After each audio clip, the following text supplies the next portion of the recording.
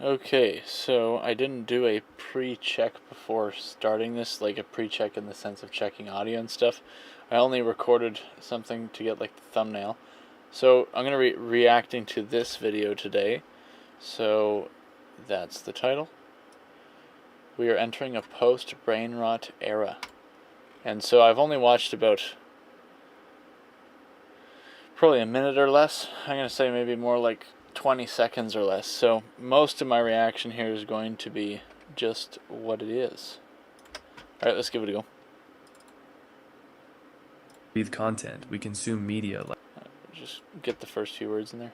We live online. We breathe content. We consume media like it's oxygen. And we're constantly bombarded with warnings about how we're damaging our minds with all this scrolling, all these edits, all this stimulation. But what if I told you we're actually at the beginning of something new? What if all this brain rot is about to change? I'm not here to shame you for using social media. I'm not going to tell you how many hours of screen time is acceptable. I'm here because I think we're witnessing the early signs of a major shift. Let's talk about what brain rot actually is. It's that feeling when you've scrolled for hours and somehow feel both completely overstimulated and totally empty. It's when you're watching Netflix while scrolling Instagram while half listening to a podcast. Okay, bit of a creepy face to pause on. Let's go back a few frames. Okay, so how real is this for everybody to be doing all these different things at the same time? I would say I don't know if I've done 3 things at once like this, but I've definitely done the YouTube open on another monitor while you're like trying to work on stuff. But one thing that's worth noting, and I think I've come a bit more to terms with this to myself, where I've thought or said this to myself before and kind of admitted, like I've thought it in some kind of way, where I should admit to myself that if I'm going to watch YouTube while doing any kind of work stuff, you kind of have to admit that you're going to cut productivity from anywhere from like 30% to 70%.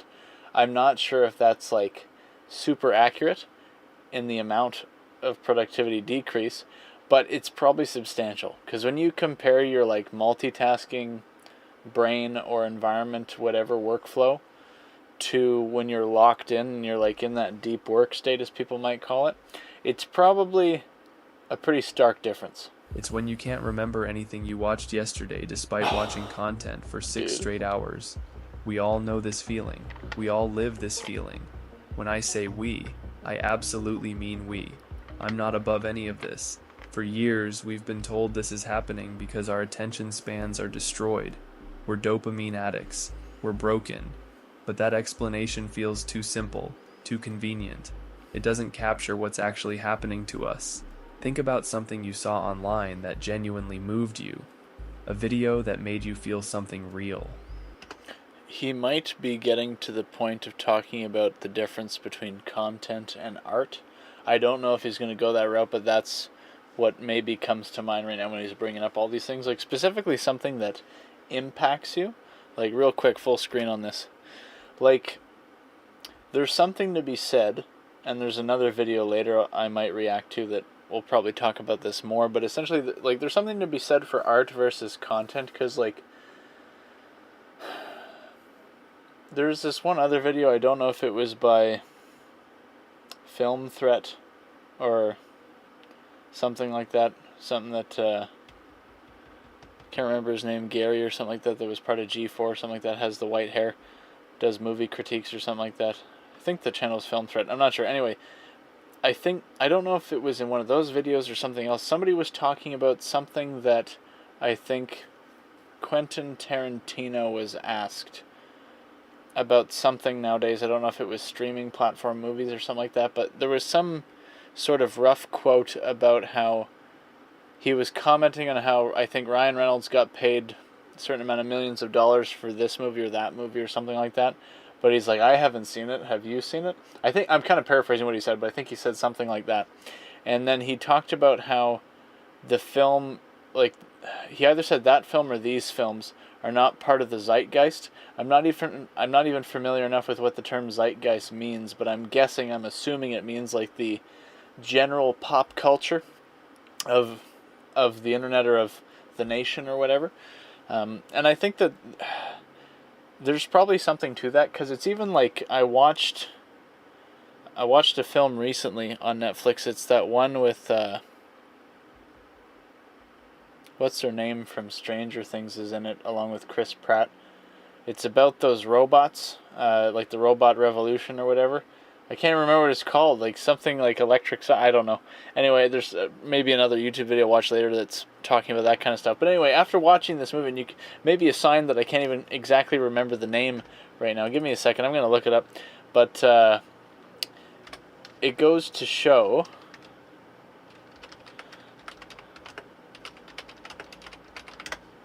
Just put in Netflix robot movie. The Electric State. So the fact that I had to look up the name might say something. But anyway. So, is there something to be said for like when a film doesn't stick with you? Because after watching that film, it's like there was things about it that were enjoyable to varying degrees. It's a bit more along the lines of just like a science fiction film, as opposed to something with a whole lot of messaging. But even there's probably some messaging mixed in there somewhere. But anyway, when a film that you can just kind of watch, and it's kind of like, I don't know if it's too harsh to say mindless content, but when it's labeled just content, and it's just there for you to binge and kind of sludge through or whatever while you're eating some nachos or whatever, it's like, if that is the totality of all that the film is it art? Maybe it depends on who you talk to, but it's not that you can't just have like a, I don't know, like, can we just have like dumb fun movies or whatever? Like that's not a new thing. Like in the 2000s, there's probably lots of that too, but nowadays it seems like there's this content churn, like this machine, where it's like, is it fair to say that the rate at which it is produced and the level to which it stays with you have increased and diminished respectively? Like increased amount of production of this content, how much of it actually stays with you?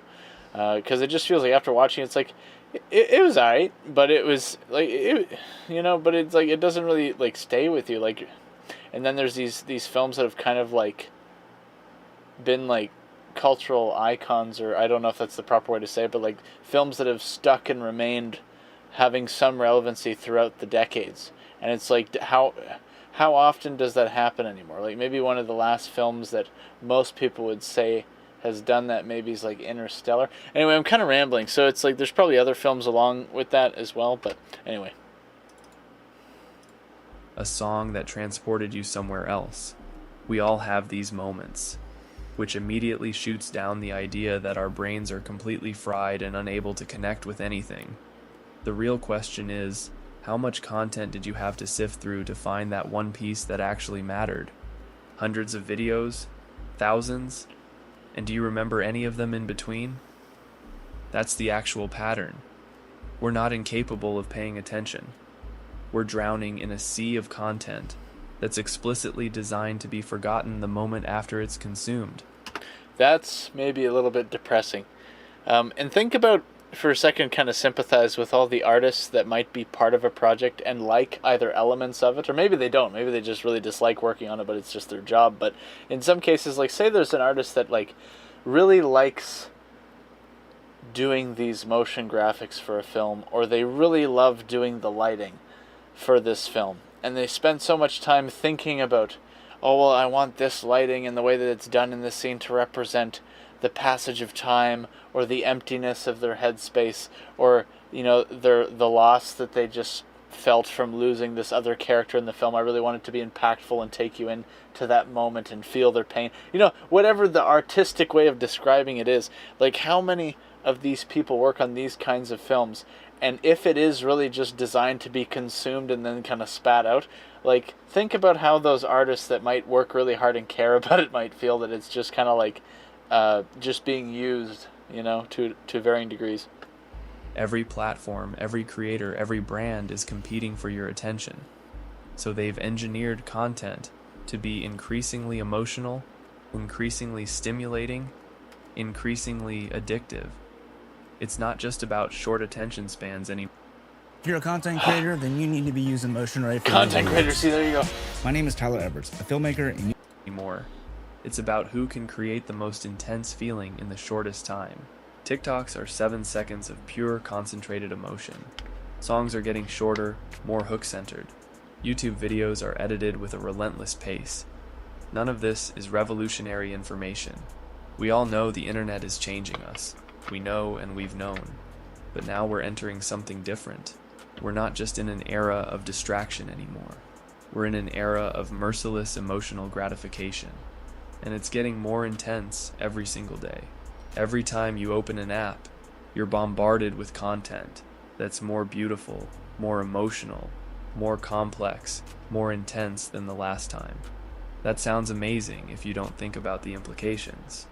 But when you spend enough time being constantly bombarded by content, you start to feel something weird, something that has nothing to do with failing attention spans or addictive algorithms. It's a feeling of emptiness, a weird dread that sits deep in your chest after hours of emotionally saturated content.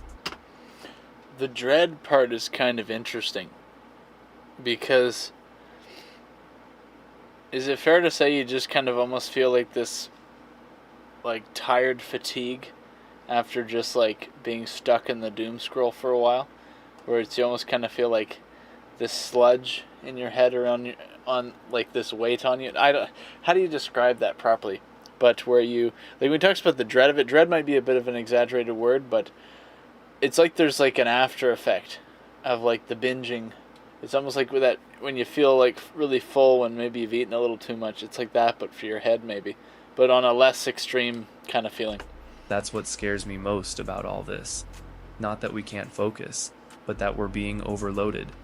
Our capacity to process information has limits, but the content doesn't. And this overflow of digital stimulation is affecting how we interact with the world around us. Have you noticed how difficult it's becoming for us to connect offline? There's research suggesting our generation experiences higher rates of social anxiety when it comes to in-person interactions. It's not our fault. When you grow... So, you see that to varying degrees is true. This statement right here. So, because people might want to like shift blame off of themselves, but to a degree, I'm gonna like I agree to a degree with what he's saying, because it's like if the environment or atmosphere in which you're raised in has changed in such a way to increase your propensity towards certain things, that's a lot of words. Essentially, if things have changed around you and you're raised in that changed environment, and it's changed a lot from how things used to be, then you're going to probably be affected by proxy, right? And it's not that you always have to become like a victim of the environment either. That's like where like you got to have that balance where it's like you may have been raised in this social media dominant world, but does that mean that you have to let it own you? Like, and like we all have our weaknesses, right? But just because stuff's tough and maybe you're not used to talking to people, and that's been brought on by, you know, the amount of, you know, living chronically online or whatever, which has become maybe more normal or accepted in our culture, it doesn't mean that you can't hopefully endeavor to improve in just like talking to people. You know what I mean? When you grow up in an environment where digital communication is primary, face-to-face interaction becomes this strange, unfiltered experience that we can't edit. But very important to learn, probably, I would say, because like, and also you have to understand like the mixing of generations. Like there, while it might be like a large amount of the population that is more chronically online or interacting socially, what happens if you're in a given type of business and you do have to interact with boomers or older people, and they are not hip with the tech, and you got to just level with them face to face, and maybe some problems can't always be solved best in a Zoom setting or in a text setting or email or what, texting, whatever. So like Can't delete, value. can't curate. That's the other thing. So yeah, it's like the no takesies backsies. To a degree, that still kind of exists in an internet context. But yes, when you're on the spot, especially if you're in like conflict or trying to resolve conflict, yeah, it can be intense. But at the same time, it's like Candace Owens says, "Life's tough. Get a helmet" or something like that. Our devices. But the tough love thing, like you gotta also like level with people and be like, if somebody's in a very like socially anxious state for a variety of reasons or whatever, like just saying toughen up isn't necessarily the full way to help somebody. And be like, yeah, man, like, you know, stuff can be tough, stuff can be hard, stuff can be tough, but like let's try to improve here, you know. Have become externalized emotional regulation systems. Feeling awkward, that we can't edit, can't delete, can't curate. Our devices have become externalized emotional regulation systems. Feeling awkward, pull out your phone. Feeling bored, open TikTok.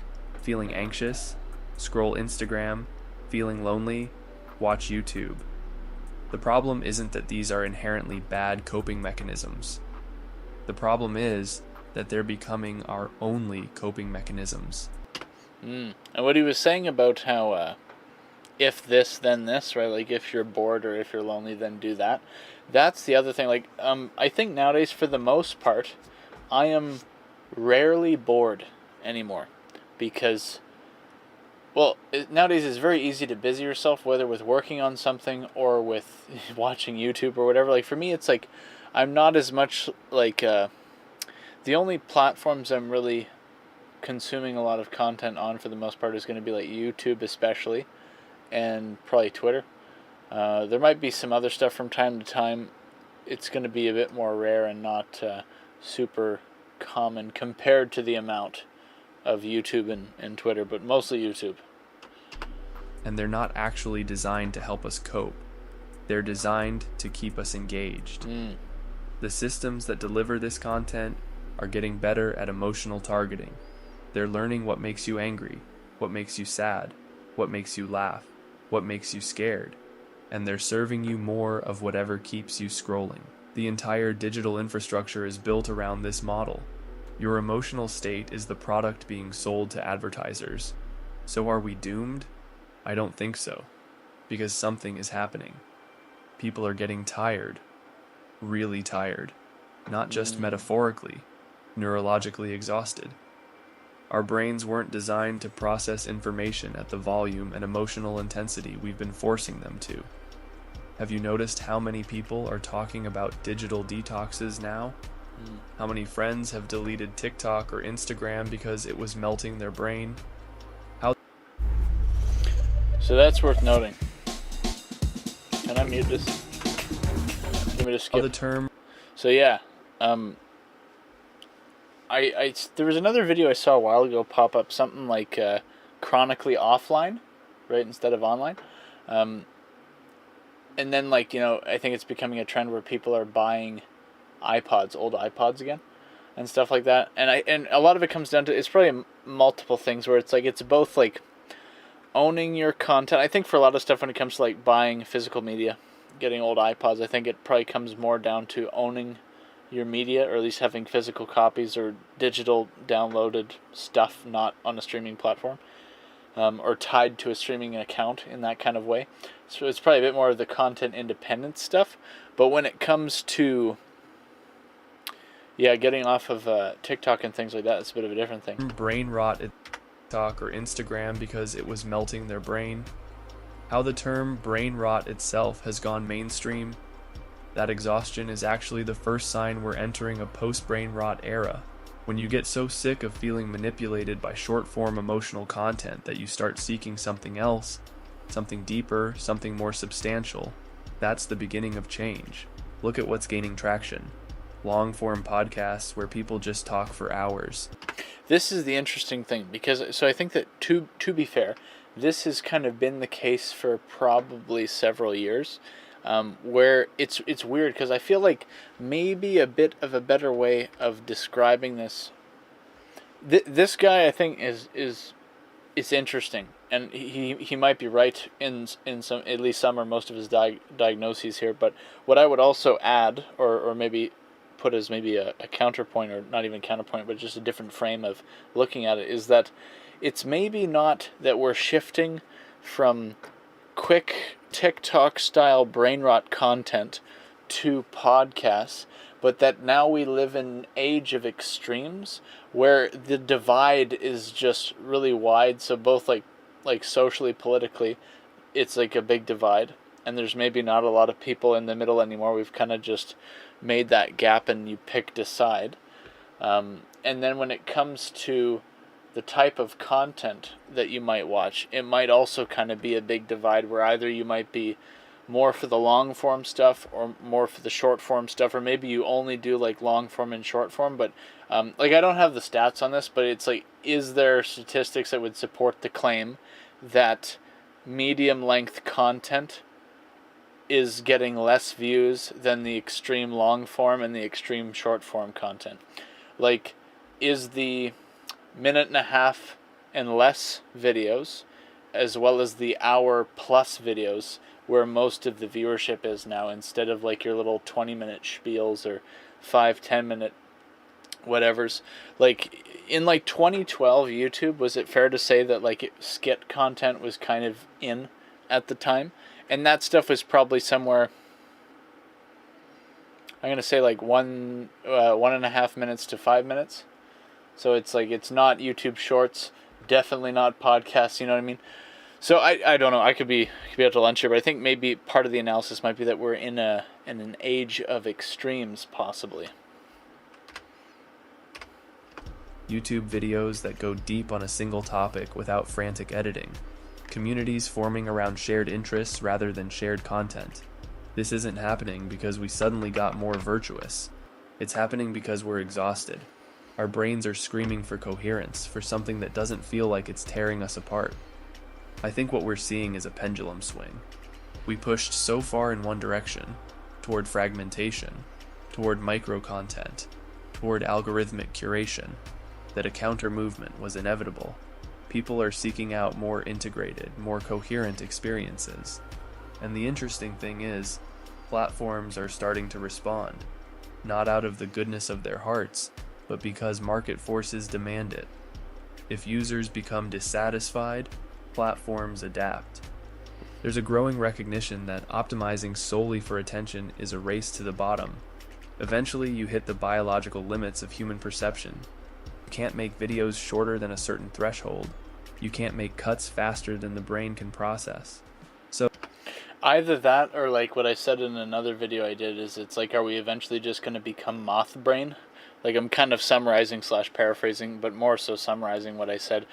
Yeah, more of a summary maybe, where it's like, are we going to just become like moth brain, where we're just looking at like a blank white screen, like, or like lamps or something like that, because the attention span becomes so instantaneous and fried, and boiled down to just like simple, like a simple stimulant, like a bright glowing light or something like that. But this would kind of pose a different argument, where eventually, I guess the idea that there is a cutoff point. Hopefully that is true, because if there is a cutoff point where the brain ceases to derive any more dopamine, if there is too many quick cuts or too short of a video, like, is a 7-second video like starting to hit limit, or 5 seconds, whatever it is, like, because Vine was super short stuff too on average, right? So it's like, is there a, what is the lower limit of processing? Like, because I kind of went like the extreme route. He's kind of saying like eventually you're gonna like kind of bottom out, and if he's right, then that hopefully means that things will get better. So what comes next? That's the post-Brainrot era I'm talking about. It's not about abandoning digital spaces or returning to some pre-internet utopia. It's about evolving towards something more sustainable, more nourishing, more human. I think we'll see a bifurcation of digital experiences. On one hand, algorithmic content will continue to optimize, getting more precisely targeted, more emotionally calibrated. But on the other hand, we'll see the growth of spaces that explicitly reject that model. The post-Brainrot era isn't about going backward. It's about moving forward more consciously, about building digital spaces that enhance our humanity rather than exploit it. This kind of reminds me of, have you ever heard of the book The Fourth Turning? Patrick Bet-David had the guy that wrote the book on the podcast, I think. I think the guy might have also been on Tim Pool's podcast prior to that. And I think one of the things that he talked about, I think it was one of the authors, I could be wrong. Or was there one author or multiple? I don't know. Anyway, is that I think I don't know if it's after the fourth turning or if it's one of the other ones. I think it's after the fourth one, which I think is usually like a world war or some sort of calamity, I think. I could be wrong. After that point, then there's a resurgence of community. So after that, people want to, I guess, become more community focused or something like that. And the way that the fourth turning cycles goes, I think we're around the fourth turning now, I think. But I could be wrong. This transition won't be easy or clean. The psychological hooks of infinite scrolling and algorithmic feeds are deeply embedded in our daily routines, and not everyone will make this transition at the same time or in the same way. For many, especially younger users who have never known anything different, the brain rot era is simply normal. It's the water they swim in. But I believe the signs of change are there if you look for them. The growing dissatisfaction with algorithmically driven experiences. That's another thing, is it's like, what does a non-algorithm platform look like? What is a non-algorithmic search for YouTube? Like, I think Luke Rudowski from We Are Change, I think on an episode of Timcast IRL one time made some sort of reference to YouTube in the pre-algorithm era. I don't remember really what he was saying. This was a while ago, but just like that idea of like, because here's the thing, like, we might think, at least myself maybe, might think that what we're seeing popping up on our YouTube and what we're seeing trending might be everybody. But is that even true? Because isn't that just like your algorithm, that it's like curated to you and your interests? And so some things might be like common threads between you and other people, other groups of people, but it's probably not between you and everybody else, like on YouTube, right? Or who's watching YouTube. So what does that look like when you just have like a free reign search, like there is no curation? Because it might be harder to find certain stuff, but at the same time you might find stuff that maybe you wouldn't have had nearly the chances of finding otherwise beforehand with the curation. The fatigue with constant stimulation, the yearning for something more substantive, more meaningful. The most interesting aspect of this shift is that it's not being driven by moral panic or technological reactionaries.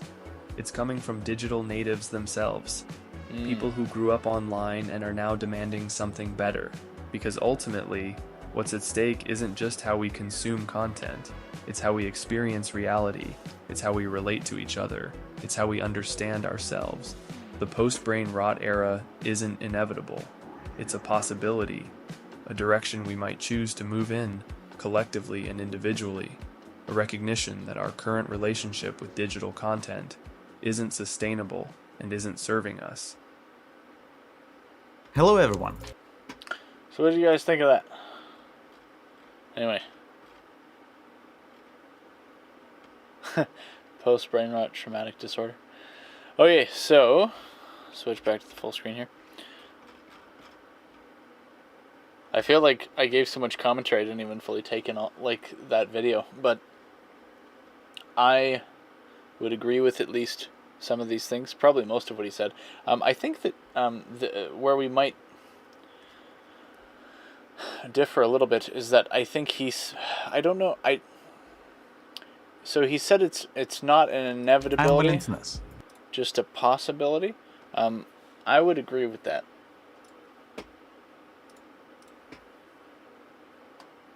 TikTok or Instagram.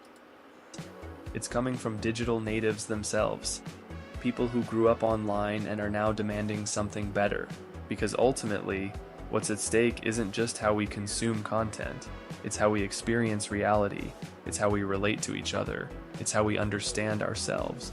The post-Brainrot era isn't inevitable, it's a possibility. Okay, yeah, so I just realized I didn't go back to the other screen when I was doing that. Okay, so you couldn't see the words on the screen. But anyway, so Rot era isn't inevitable. Is it inevitable? It's a It's a possibility. possibility. So I would agree with that. I would agree with that because, well, ultimately things aren't necessarily guaranteed, and maybe part of it comes down to diagnosing what a trend is. Because if brain rot is just a trend rather than like a societal norm, but a societal norms you could argue are maybe trends as well, but maybe just on a more long form scale. But it's like there might be different levels to trends. Like some trends, like social media and stuff, might be like 1 month or less, whereas societal trends might be like a decade or a generation.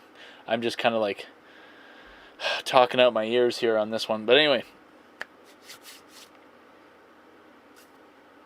this, if he's correct, seems like it could be a good trend. In terms of the video style that is now emerging out of like this response to the like hyper edited ecosystem on YouTube and stuff like that, this I like partly because it makes it easier for me to hopefully make content that performs well, and even I kind of like maybe a little bit like at the use of the word content, because it's like, is that part of the problem, thinking of stuff as content rather than art or something more meaningful? Because content is kind of like this, like maybe like bland, like cold steel, synthetic, lifeless word possibly. But yeah, if things continue to trend more this way, and also like with the simplicity of editing being more of an accepted norm now, or an emerging thing now, you could argue again, because like OG YouTube probably would have been more like that. Just because there probably just would have been less heavy editing, and just it would have been probably more difficult to do it more easily back then, to make these complex, crazy edits. I don't know if a lot of people were doing it, but anyway, it makes it easier for new people to jump in the YouTube scene as well. So then it maybe levels the playing field a little bit. So what do you guys think? Feel free to leave a comment if you want. I'm gonna go and